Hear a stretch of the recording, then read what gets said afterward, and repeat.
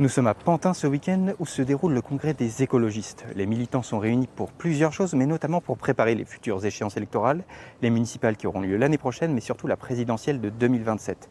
Pour cette présidentielle, les écologistes veulent un candidat uni à gauche.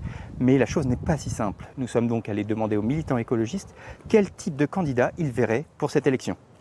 Je crois qu'il doit d'abord avoir une vraie vision de l'avenir et savoir vers quoi il nous emmène. Une capacité à rassembler. Une capacité à avoir une ligne politique constante. Et une vision de l'écologie. Il faudrait déjà que l'écologie soit au centre de la politique, mais avec du social.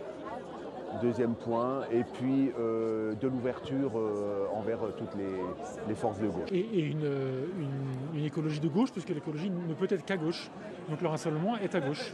Qui serait pas forcément un écologiste. Moi, je pense pas qu'il faille absolument que ce soit un ou une écologiste qui soit notre candidat pour 2027. Je pense que ça peut être quelqu'un issu d'un autre parti ou même une personnalité de la société civile comme Lucie Castet, par exemple. Et à l'inverse, est-ce qu'il y a des choses qui seraient rédhibitoires pour vous chez un candidat qui faut dire que vous ne pouvez pas aller voter pour tel Oui.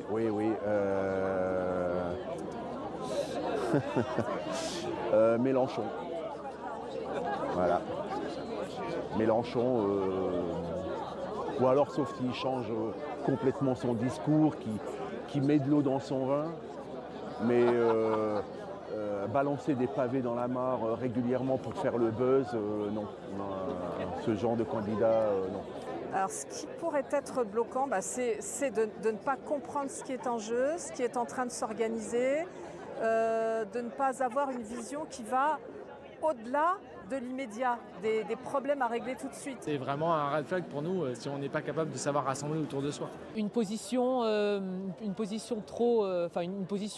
internationale qui soutienne que ce soit la Russie ou Israël, ce serait évidemment complètement hors de question. Ou alors quelqu'un qui ait refusé de faire le NFP ou qui soit un artisan régulier de la décision du NFP. Néanmoins, que ce soit quelqu'un moi personnellement, que ce soit quelqu'un du PS, de LFI, du PCF, des écologistes ou aucun des quatre, ça ne me dérange pas tant que cette personne soutient un programme commun et le programme du NFP.